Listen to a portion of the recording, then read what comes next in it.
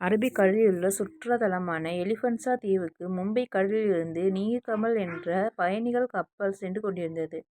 அதில் சுற்றுலா பயணிகள், ஊழியர்கள் என்று மொத்தம் 110 பேர் இருந்தனர். அப்பொழுது அப்பகுதியில் கடற்படைக்கு சொந்தமான விரைவு ரோந்து படகு ஒன்று இன்ஜின் வேகம் சோதனையில் ஈடுபட்டுக் கொண்டிருந்தது. எந்த அளவு இன்ஜின் வேகம் உள்ளது என்பதை கடற்படையினரும் இன்ஜின் தயாரிப்பாளர்களும் சேர்ந்து சோதித்துக் கொண்டிருந்ததாக கூறப்படுகின்றது.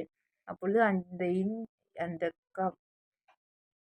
அந்த ரவுந்து படகை வேகத்தை கண்ட்ரோல் செய்ய முடியாமல் இந்த பயணிகள் கப்பல் மீது மோதி விபத்துக்குள்ளானதாக கூறப்படுகிறது.